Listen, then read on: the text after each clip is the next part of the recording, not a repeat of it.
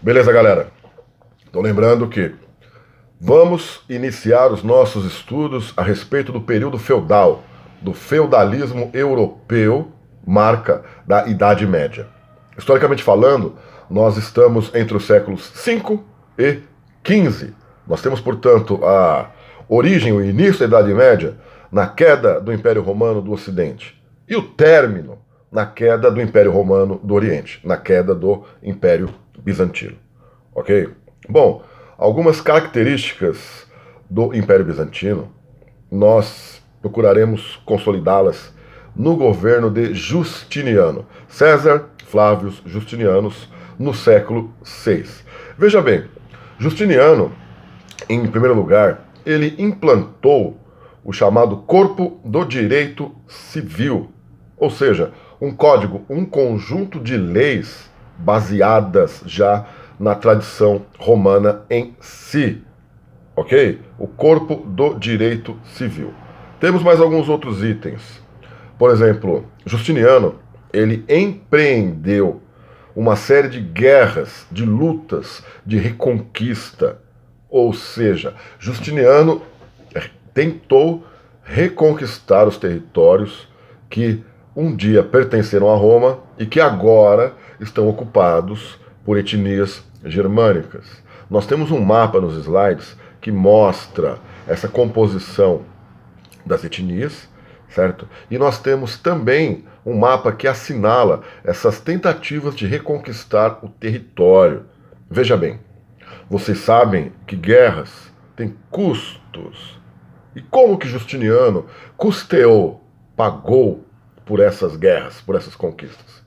Ora, com o aumento de impostos. Ou seja, Justiniano, ele tornou-se extremamente impopular. Porém, para ele, não fazia muita diferença. Por quê? Porque uma das características dos imperadores bizantinos eram governos autocráticos, ou seja, governos autoritários, onde os imperadores, apoiados pela força militar, impõem a sua vontade sobre os demais. Tudo bem? Então nós temos essa questão das guerras de reconquista, o aumento de impostos e a sua impopularidade. Certo? Temos mais alguns detalhes. Existe um termo chamado cesaropapismo. Cesaropapismo, juntando os dois termos. César, imperador, papa, o chefe da igreja. Portanto, em Bizâncio, nesse momento, o que acontece? O imperador, ele também exerce a liderança sobre a igreja em si.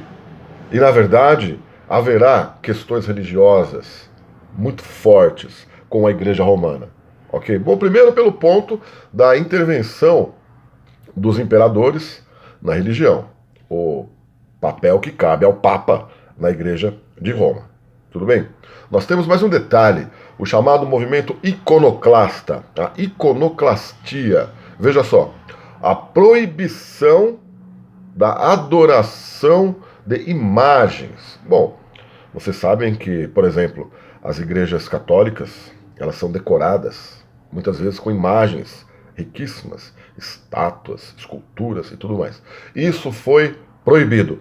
Ok? Inclusive, o movimento iconoclasta, ele acaba promovendo a destruição de tais imagens. Ok? Detalhe, haverá a chamada cisma do Oriente. Cisma significa divisão. Então, o que é que vai acontecer? No século XI, a igreja sofre uma separação. Certo? Em Bizâncio, nós teremos a fundação da Igreja Católica Ortodoxa Grega, em contraposição à Igreja Católica Apostólica Romana, obviamente, em Roma. Ok, galera? Passaremos agora para os reinos bárbaros cristãos.